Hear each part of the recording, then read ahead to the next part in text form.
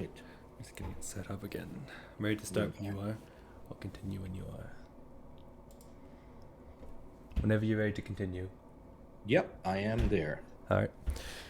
And we're back. So, we're here again with Marco Visconti, and we're going to talk about Aleister Crowley, Freemasonry, all the good stuff. So, we left off saying that the Freemasons in the UK, they are the second largest charitable organization. Yep. So, why do you think it is that they often have this reputation of being like evil if they Yeah. do so much good work? Well, there's a series of reasons, I would say. First and foremost, this idea really starts with a strange man called Leo Taxil. Leo Taxil is not his real name. The real name, he was a Frenchman, and we're talking about, again, late 1800s. I don't remember his real name. It always escapes me, but he became famous as Leo Taxil. And this man pretty much ran the most elaborate and successful hoax in history, I think. Remember that, again, this is the second half of the 1800s. There's a lot of political and social upheaval in Europe. Marxism is becoming a thing, right? And then, of course, it lead on to the October Revolution, some 20, 40 years later. So what's happening there then there was a lot of reaction against the church, right? Because the church was still seen, as an oppressive force, something that, and it really was. As somebody who's born and bred in Rome, I can tell you the Vatican is still an oppressive force to this day.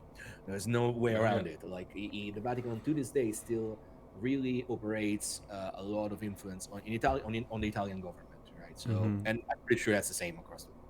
So Leo Taxil created this very complex hoax whereby he started publishing a series of books that he claimed to have infiltrated Freemasonry, which at the time was starting to become very, very popular. Freemasonry, we don't know where Freemasonry comes from. Likely, it is an evolution of the stonemasons guilds of the Middle Ages, and that eventually moved from being operative to speculative, right? Operative, like being actual builders, to somebody who used the allegory of building the cathedrals towards the divine in order to build, the aspiration towards the divine into ourselves. We know that Freemasons guilds, lodges, started to appear around the 1600s. Famously, Elias Ashmole. We know that Elias Ashmole was an English philosopher that famously founded the Ashmolean Museum in Oxford, here in the UK, and he was admitted as a Freemason in the 1600s, right? But it's only in 1717 that 3 lodges in London decide to join and form what was called the Premier Grand Lodge. That is, for the first time, somebody came together and say, you know what, this thing has been going on for a while. It's very confusing. Let's try and lay down some ground rules. What eventually would become called as the landmarks of Freemasonry. Okay. So I'm not going to go into the details of that. It's very long. It's very complicated. But let's say in 1717, the Premier Grand Lodge comes together.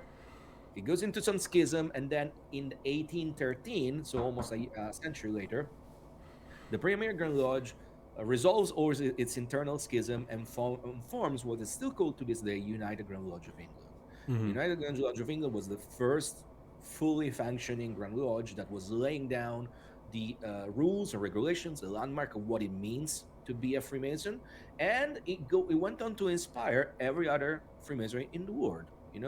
There will be some Freemason obediences or Grand Lodges that would not agree with it, and then they would become irregular or clandestine.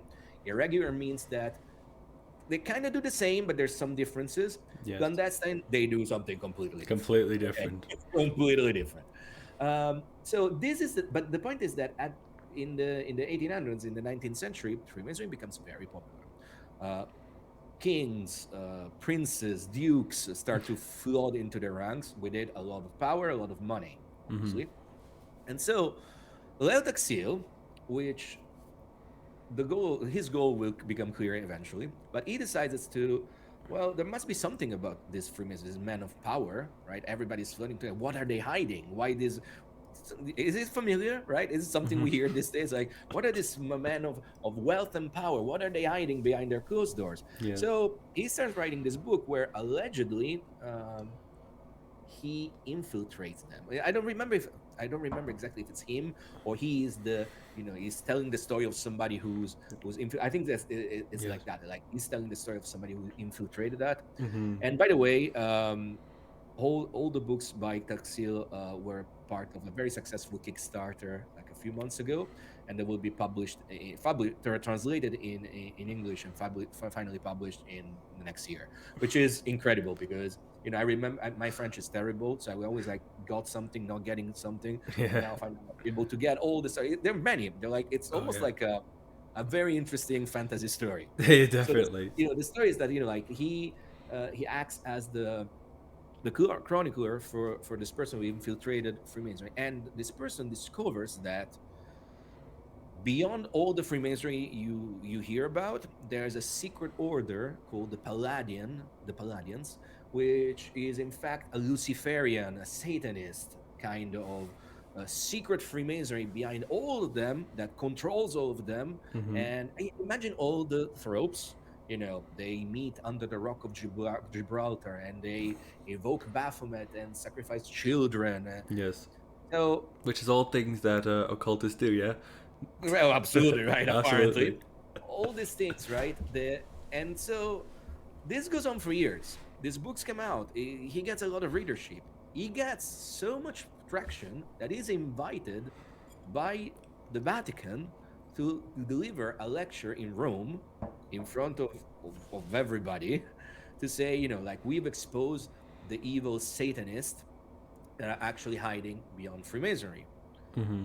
Seal goes there and in front of everybody reveals that's always all been a complex and elaborate hoax to prove the gullibility of the Vatican, so that the Vatican was so hell bent, right, I to got that. prove that everything that the Vatican thought as wrong was evil, that they would fall for something like that. Hmm. That was a massive thing, right? This guy, for years, pretty much also sold a lot of books. And then was invited. It's almost like you mentioned, like you sell a lot of books and you get invited, I don't know, on Joe Rogan or something like that. Yeah. And then the Or this person goes show. there. Yeah, exactly. And then the person goes there and say, well, by the way, Joe Rogan, you're an idiot. Right? So that's what Texel did. Hmm. And interesting enough, this exposed something that was interesting for all the wrong reasons, is that in fact the kind of hoax that Taxil was perpetrating in order to accuse the Vatican of believing it was called blood libel.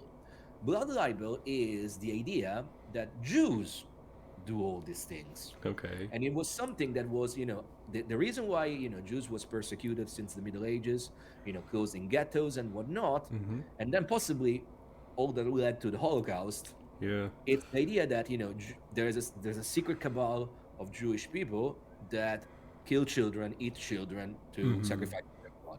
Well, Taxil got this idea applied to the Freemasons, also because a lot of Freemasonry is really heavily based on the Old Testament, and Hmm. so the Torah, the Talmud. Yes. So this idea that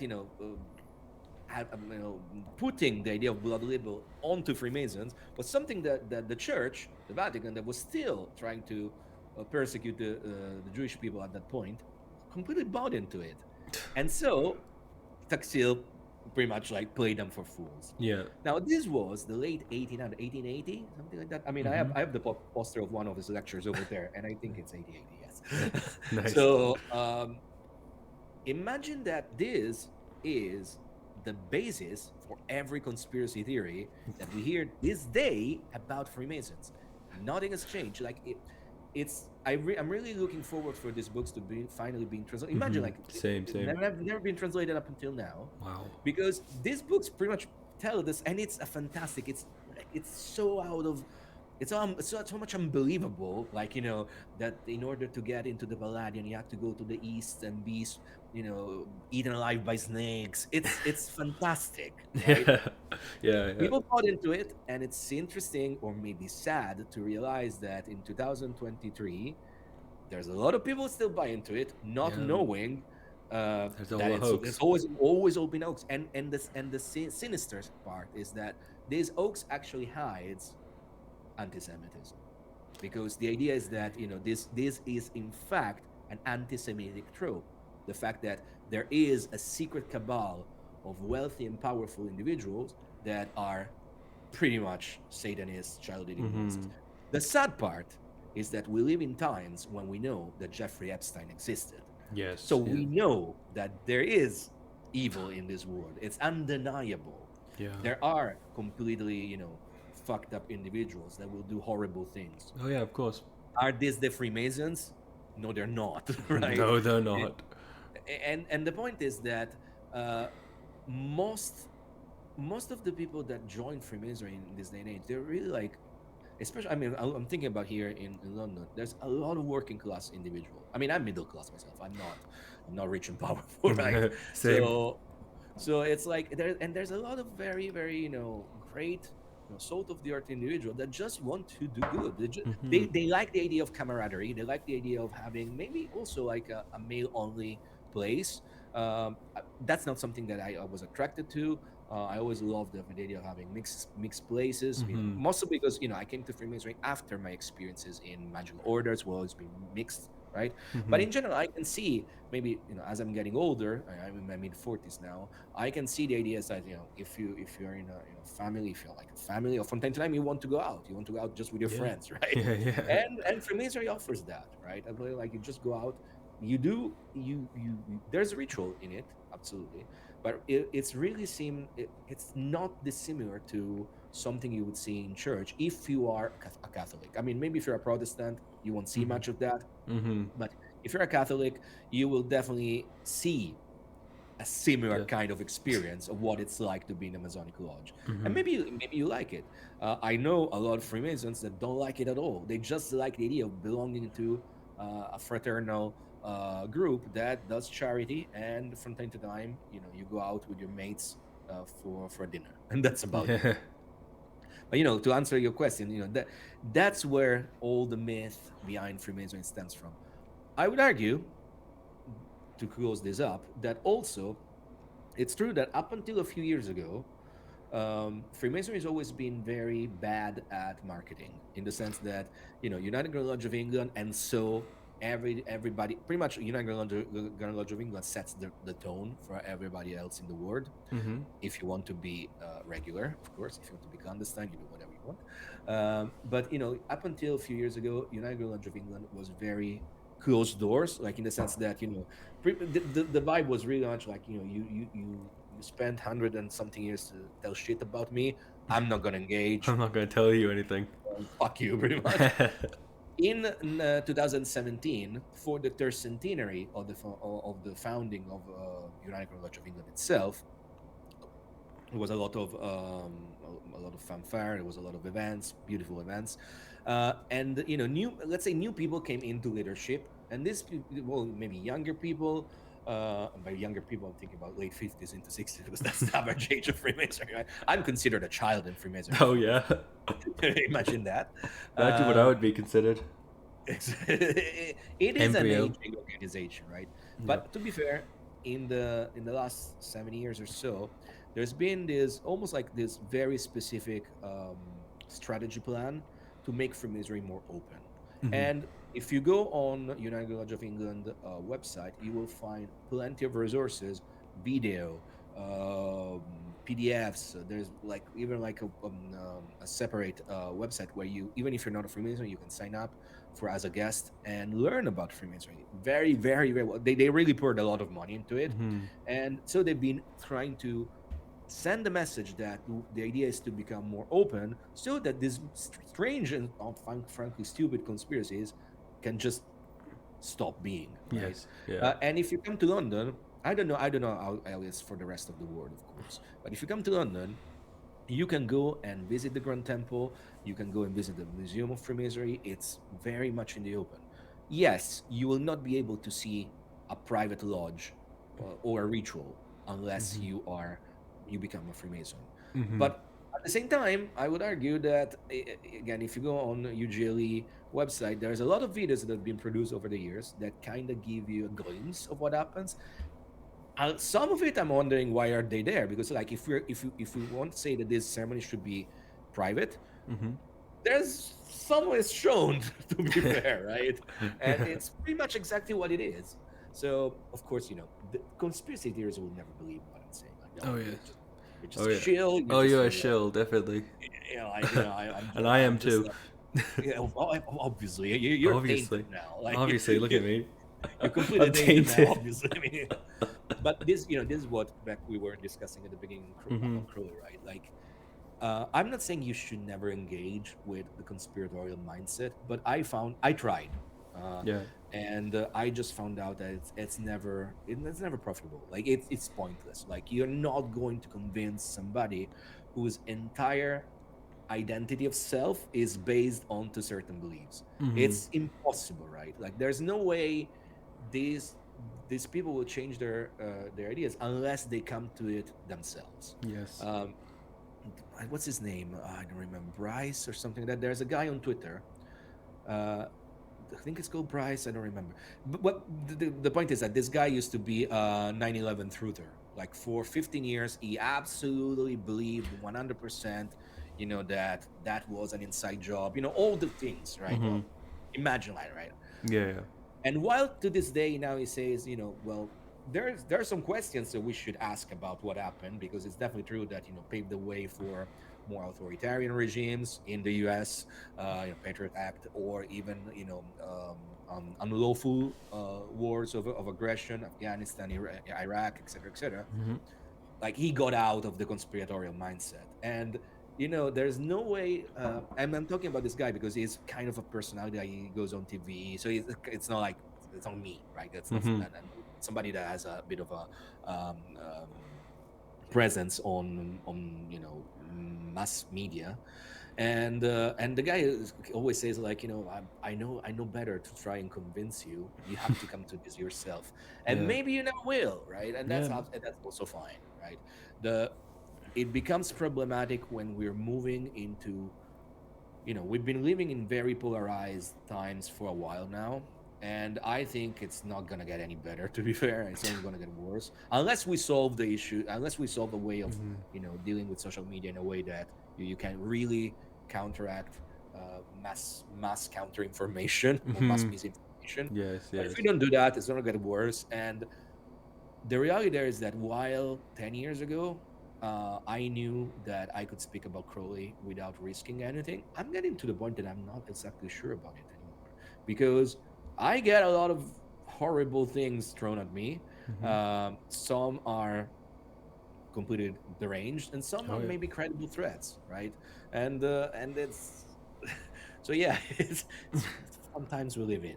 Fun times we live Do you in. find Just that there are more threats now that you're more established and definitely are more famous as a writer, or do you think that nowadays, opposed to 10 years ago, that people are more anti Crowley and anti Freemason, anti occult?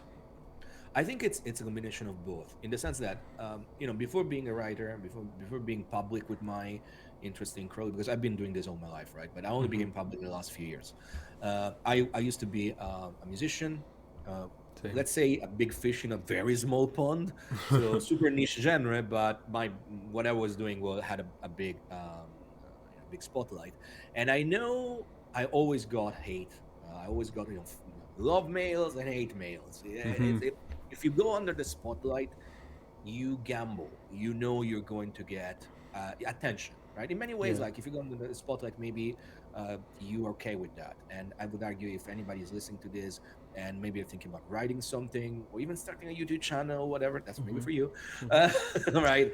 It's like Yep. you will get attention. Like if think about if you can take that attention, but the good attention can be very exhilarating. The bad attention can be damaging. Okay. Yes. But I knew this, right?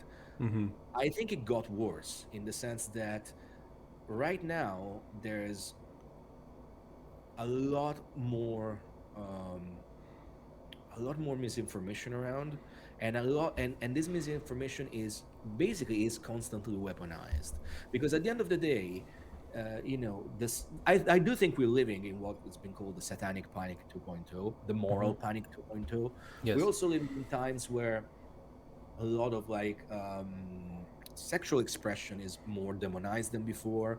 we Mm-hmm. I all the discussion about gender, we think that it's more open because everybody's Mm-hmm. speaking about it, but it's also more demonized than before. Like Yes. I was seeing some statistics on Novara Media, which is a channel in the UK that presents alternative to mainstream media, Mm-hmm. more leaning on the left, because Okay. that's where I'm leaning possibly, but in Okay. general, like they were really saying things like, um 10 years ago, only like 5% of people had any problems with anybody calling themselves a trans individual. Now it's Mm-hmm. something like 55%. And yeah, it's In that 5 years. level. It's In because 5 years.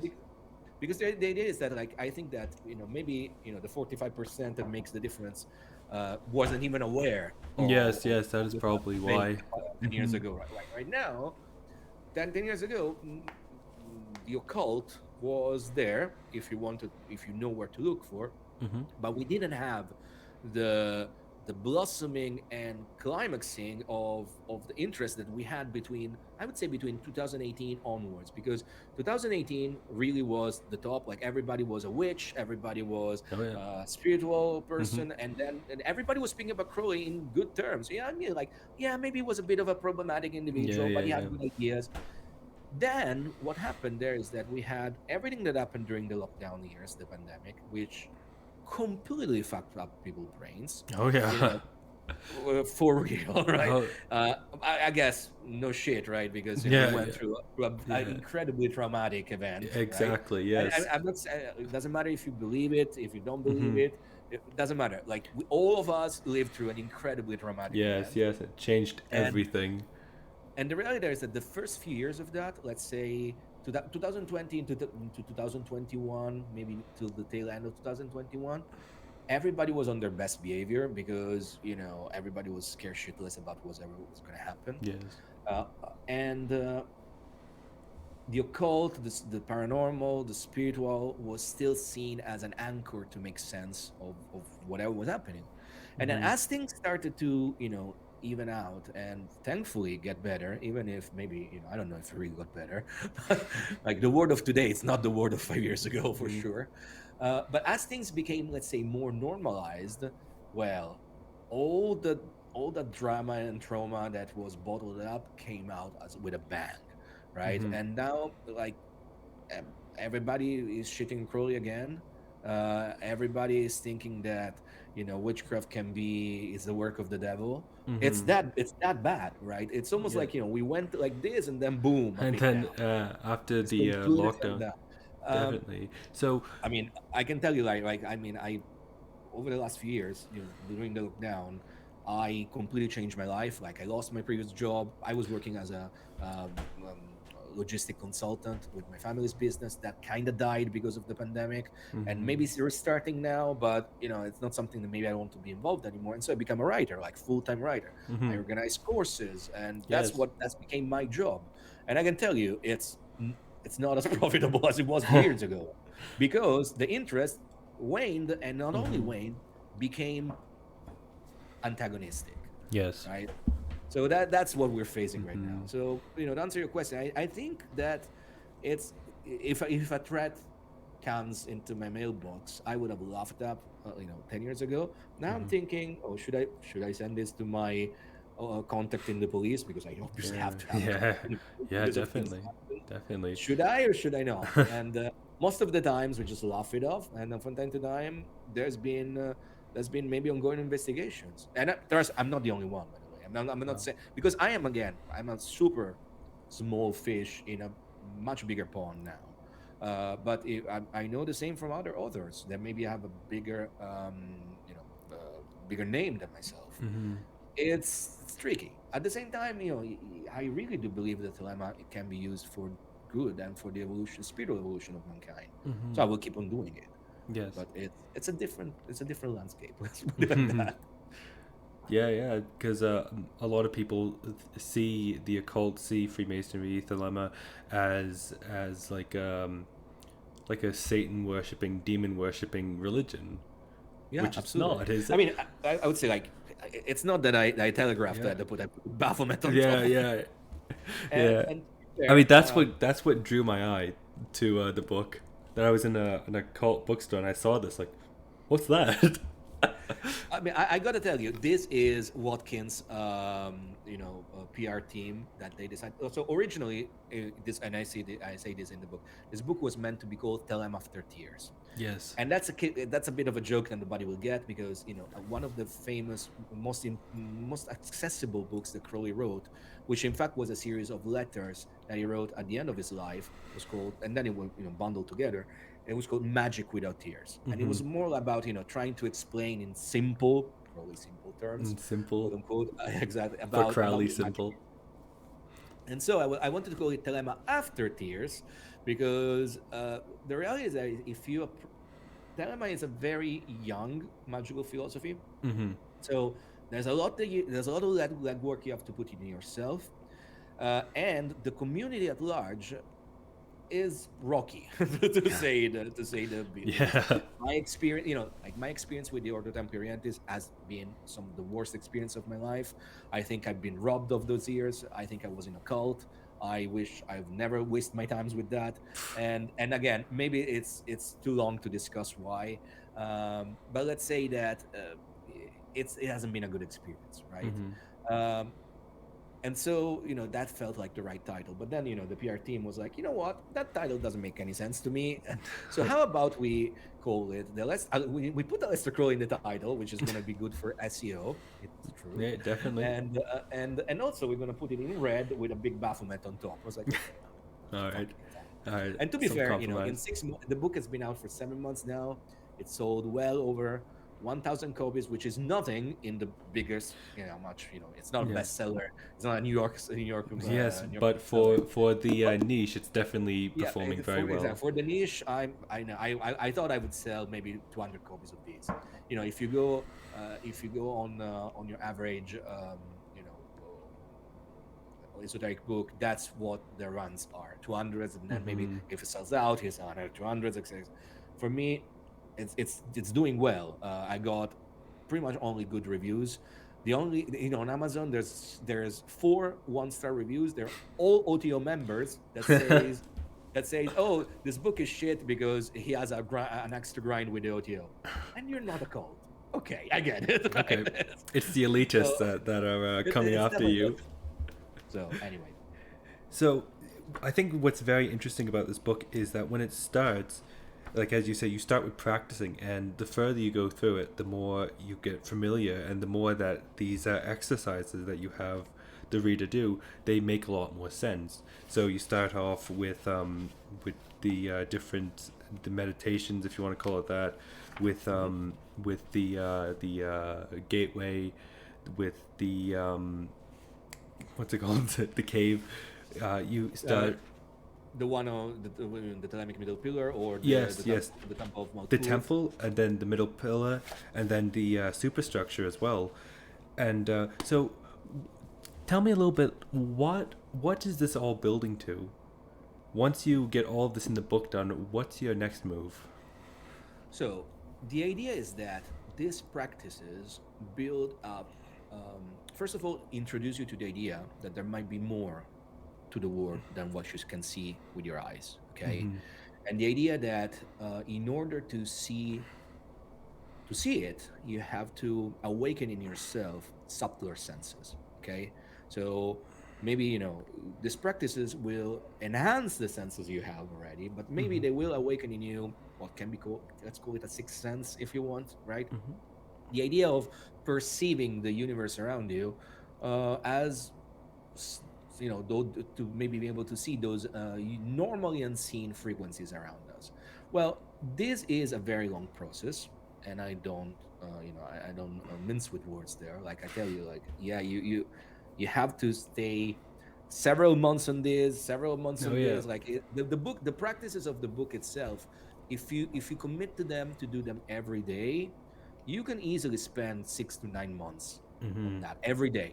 And something that I don't remember now if I put it in the book, but I definitely put it, in whenever I teach these things online. Say, of course, we live very busy lives, especially now that we're outside of the lockdown years, Oh yeah. thankfully, right?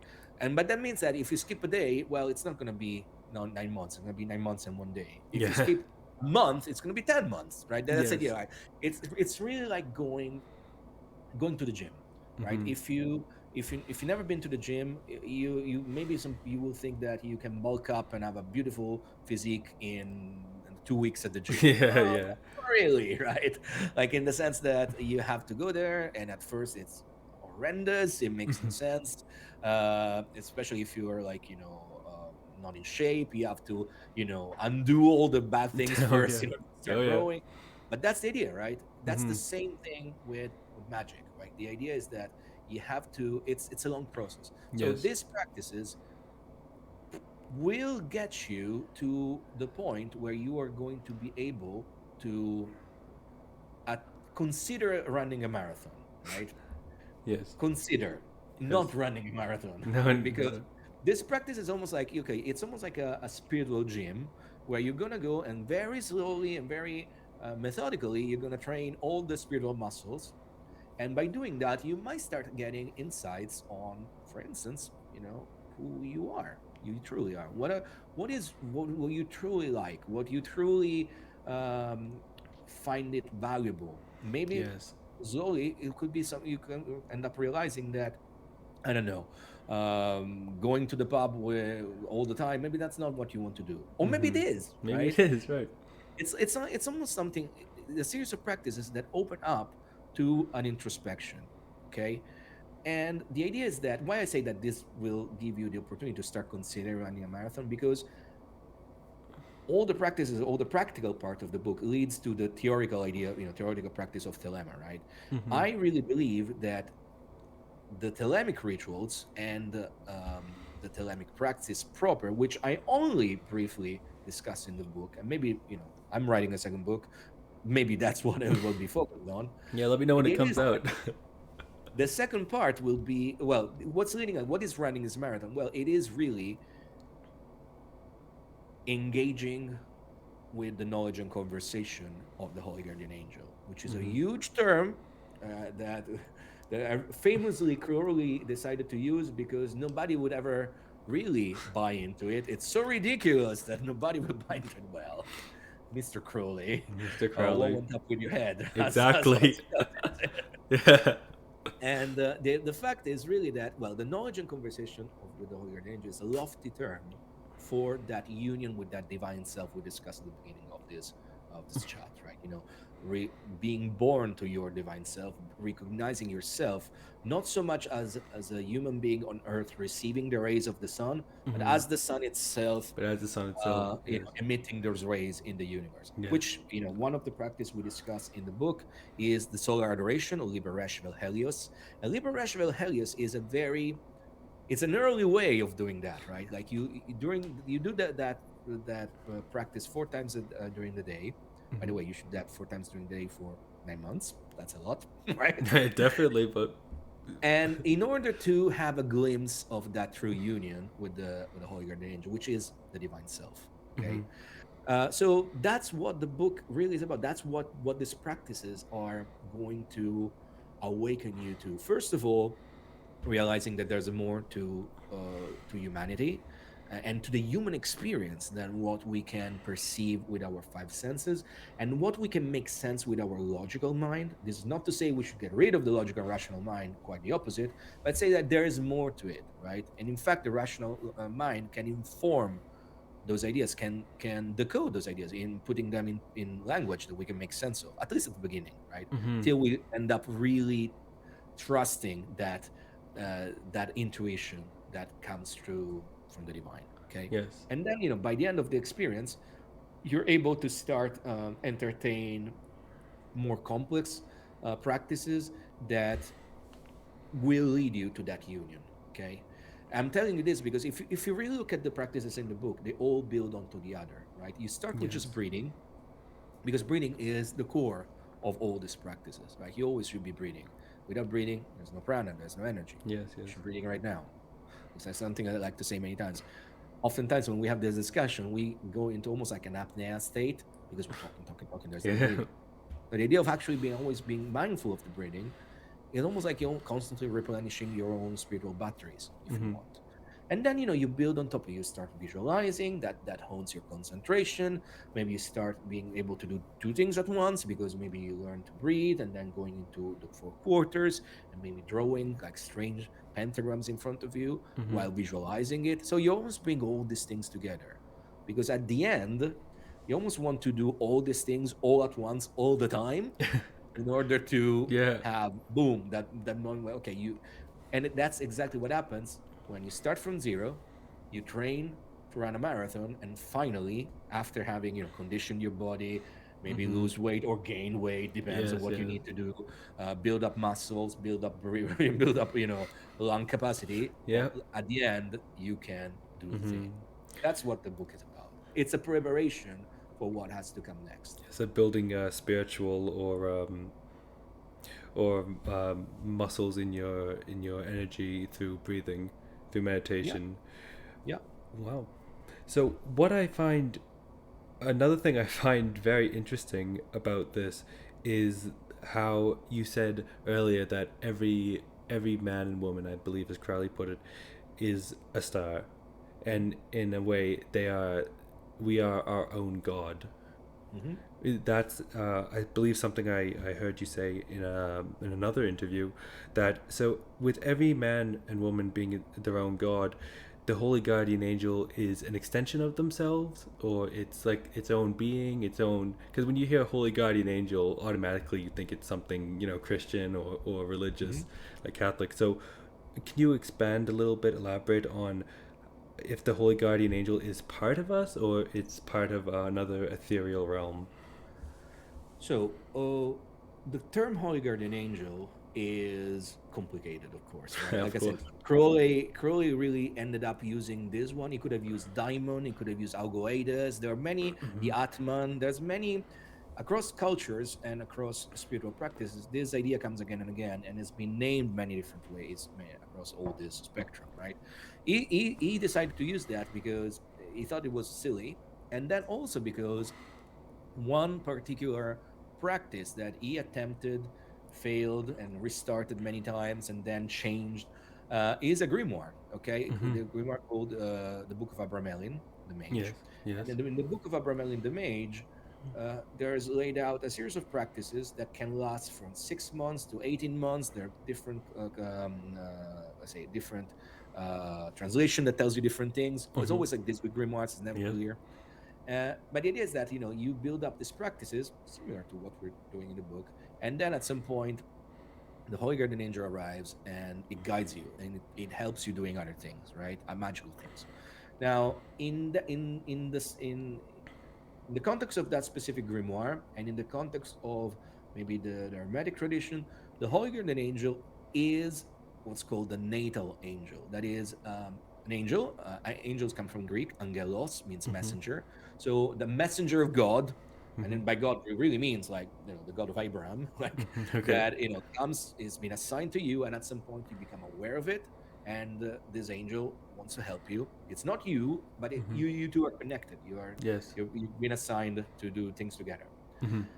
Now, in Thelema, as things always change a little bit, right? In Thelema, this idea changes. Okay, this idea changes in the sense that Crowley, despite starting from the Book of Abramelin and the Mage, and so the concept of the natal angel, more of this idea, possibly likely, through his own experiences and his own understanding of Thelema, to realize that in fact you can awaken in yourself that tether to the divine. And the divine is considered like the Godhead, like everything that created, Yes. Yes. the source of creation, right? Hmm. So when you ask me like is this the higher self, that's the higher self is a Jungian term, of course, is a Hmm. psychological term. uh, is a super conscious, right? Is it a superconscious? Well, some people will think about that. It's a, in many ways, since psychology became a very used and accepted framework to engage with the idea of archetypes and the idea whatever happens in our minds, Mm-hmm. it's a useful framework. You can start with that, right? um, Other people have inferred that, and so in that case, the Holy Guardian Angel, and so God, it's just part of us. It's a part of us Mm-hmm. that we are not constantly engaging with. It's the superconscious. It's there. It's us, but it's difficult to always get in touch with it. Yes, and that's why we do these practices in the book that you have written. Possibly, yeah, to constantly get in touch, Yeah. to constantly open that. Other people, myself included, has inferred that maybe it's not us. Maybe it's something. It's not us, in the sense that it's not Kyle. It's not Mm-hmm. Marco. It's something transpersonal. It transcends the the mask that one dons as gets incarnated. Like as Mm-hmm.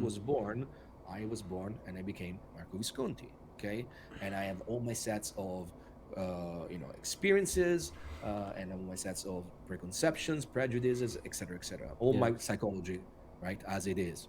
Maybe the Holy Guardian Angel is, in fact, something that, while it is tethered to the incarnation, it's transpersonal. It's something that, in fact, goes into almost something that, in Hinduist terms is called shunyata, the void, Mm-hmm. the nothingness. And nothingness, not seen as a nihilistic, not in a nihilistic terms, like, Yes. nothing matters, but it's more like the source of everything is the zero. Okay. Yes. Yes. And so the Holy Guardian Angel, it's almost like it's a step between us and that zero. It's that specific point whereby it's not so much us, but it's not that zero either. But it's a stepping point in a spiritual evolution where we can stop and have a much wider perspective on reality itself. Okay, and the interplay will always be from being from that vantage point and then plunge back into the world of incarnation.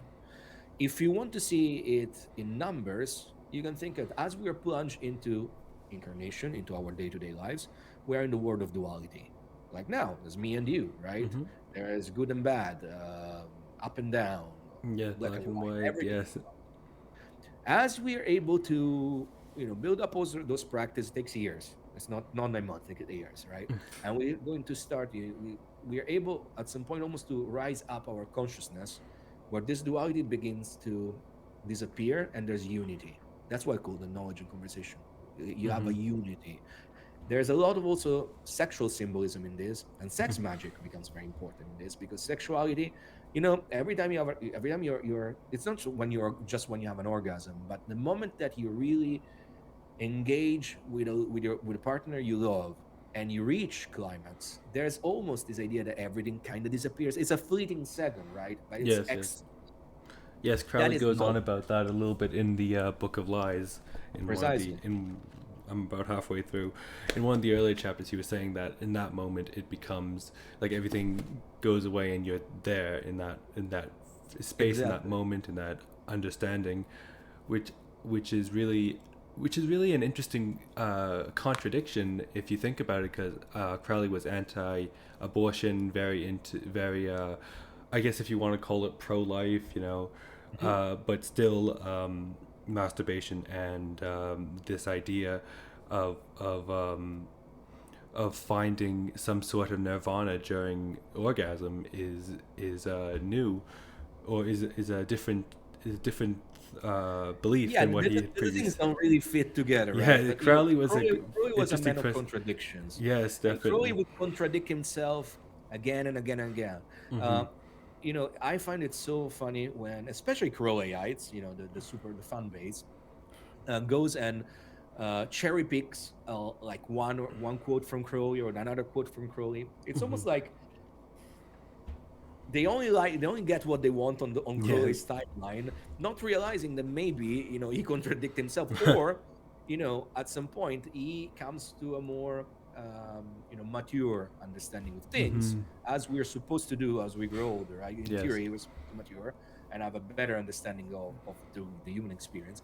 That contradicts the previous one. A very very famous one is in the early 1900s. He published the Ars Goetia, the grimoire to conjure demons, right? The Mm-hmm. famous one everybody speaks about, Oh because yes, it's the Key of Solomon. 17 demons, etc., etc. That wasn't him. That was like Mathers, so the founder and leader of the Hermetic Order of the Golden Dawn, that translated the Goetia. And Crowley published it with his own introduction. And the Mm-hmm. introduction is called The Initiated Understanding of Ceremonial Magic, if I'm not mistaken. I'm translating from Italian. I think that's it's the introduction. If you Yes, buy it online, you'll find it, right? yes, I have it. This is early 1900s, and at the time, Crowley was getting to read psychology. It was a new thing. It was a cool thing, and he was really into it. And so, in the initiated understanding is that the demons are the Jungian shadow, pretty much. Mm-hmm. Okay. Well, a mere 10 years later, Crowley would say, "Nope, Nope. the demons are something completely." Yeah, I mean, there might be, these entities that exist outside of us might be have like hooks into our psychology, because they exist. They're not tethered to a body. They exist everywhere. So we could find them into our own shadow, or as the way like the angel could be found into our light side. I don't know. I'm not a psychologist, so possibly I'm Me neither. butchering terms. But the idea is that while these things can be found in a psychological framework, Crowley himself would say, well, in my experience is having conjured these spirits for a while. Well, no, they exist outside of me. And this is pretty much like, so going back to the Holy Guardian Angel, like, is it internal or external? It it is useful to see it as external, I Mm-hmm. found, because it is useful to see it as something to aspire. Yes. The reality there is that when you get to that union, well, you're beyond duality, internal, external. Mm-hmm. It It becomes doesn't matter. one. Is it, if you're one, is it internal? Is it external? Are you Mm-hmm. the Holy Guardian Angel that is looking down to you, or Yeah. is doesn't matter anymore. Yeah. It's Yeah. the ecstasy of the orgasm that creates that union. Okay, it's difficult to get into it, because I mean, this is something. This is the realm of poets, real poets, right? Real poets can. And again, I always really strongly suggest to read the poetry of Rumi, possibly in the original translation. Well, if you can read Persian, but in a better translation of it nowadays, Yes. because a lot of the beautifully flowery translation of Rumi that lots of people are famous from, quotes around, they're actually they were translations that pretty much erased a lot of Islamic motifs from it. Okay. Okay. A Yeah. big thing actually that came out in recent years. I wasn't aware up until a few years ago, and actually, when you go to the original, it's even better, I think. But Mm-hmm. the Sufi poetry was really all about this ecstasy, this moment of union, and that's the only way you can put this in words. Like, I can try and answer this question, as I tried for a while, but I can't really. Mm-hmm. It's something that really transcends language itself. But no, no, go back to Ars Goetia for a second. A lot of people cherry pick that initiated introduction by Crowley and say, oh, by the way, Crowley believed that demons are the shadow. Mm-hmm. No, it's just that you never read Crowley after that Yeah. point. Yeah.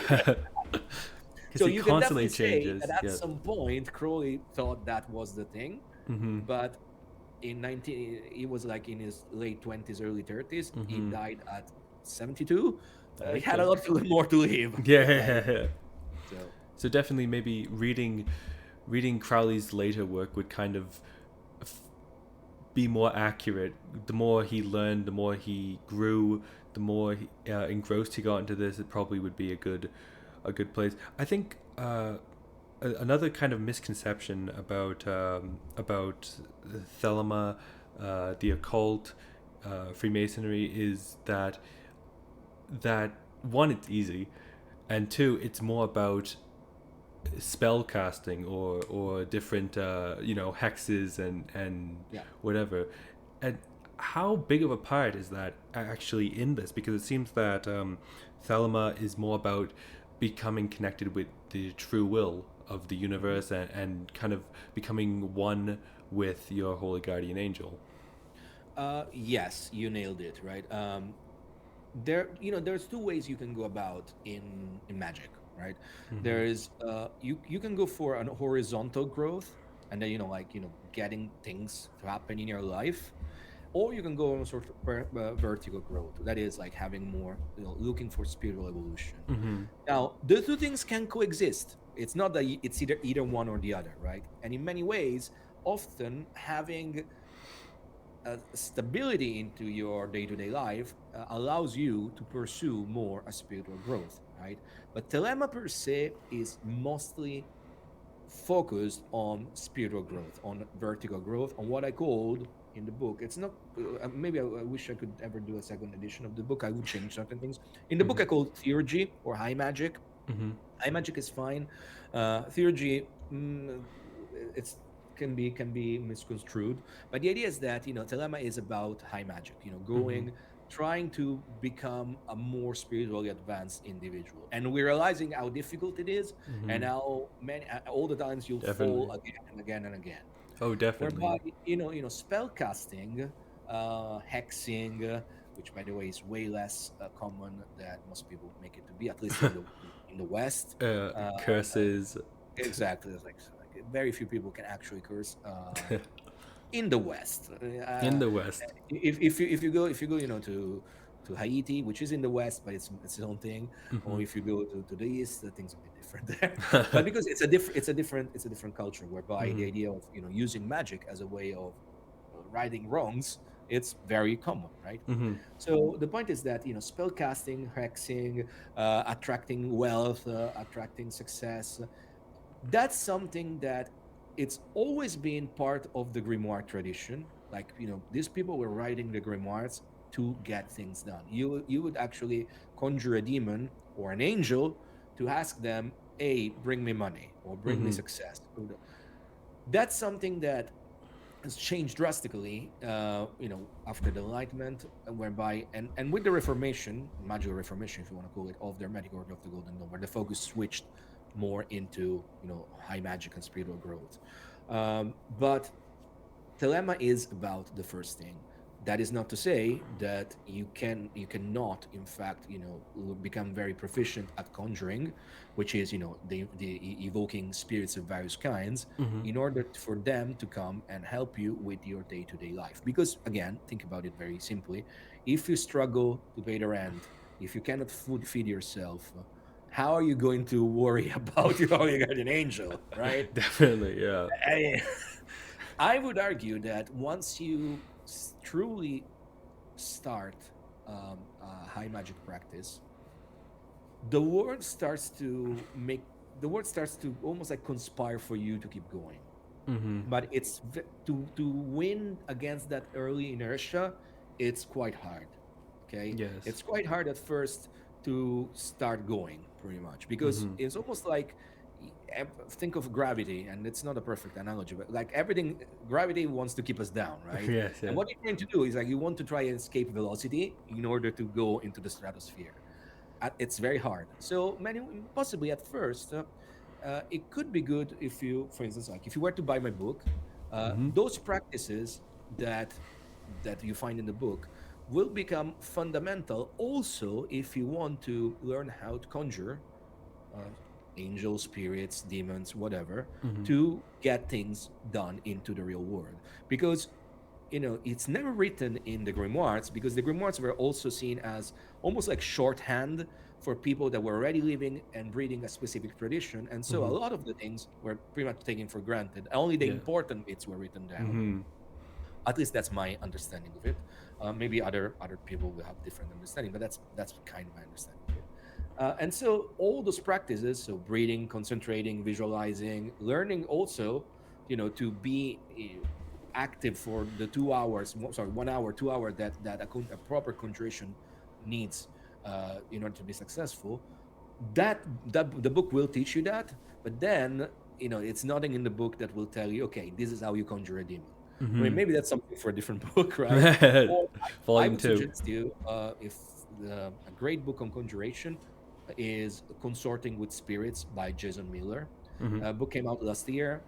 It's as big as mine, so it's not like a massive tome, Mm-hmm. but it goes through all the bits and bobs of what it means to conjure a spirit, what is a spirit, as much as we can ascertain Understand. it, and what to do. It's also a book that tells you this is not a beginner's book. You are supposed to have a little bit of Have a background, yes, with yes. this, right? So Yeah. long story short, Thelema is definitely focused on high magic. Mm-hmm. Low magic, and by the way, high and low, it's not better or one Yes, than the yes, other. yes, Just yes. like like vertical versus Yes. horizontal. Horizontal magic, very low magic exists. Mm-hmm. There's conjurations. There, by the way, conjurations could also be used as high magic because Mm-hmm. consorting with spirits, speaking with spirits will tell you things you don't know, Yes. and so you'll maybe be able to understand better how to get wherever you want to go, Mm-hmm. or famously chaos magic, which was this kind of new way of getting things done, that stemmed from the 70s. People like Ray Sherwin, Pete Carroll, they were all at the time kind of Thelemites, and then they went and created their own Mm-hmm. thing. And famously, the magic of the sigils came out of it, which Yes. was a way of getting a technique that was created by Mm-hmm. Austin Osman, and it's a way of vocalizing an intent. Yes, that is a creating whole new a whole another long chapter that we'll have to continue talking about. Let's take a 5-minute break for now, and we'll get back to it.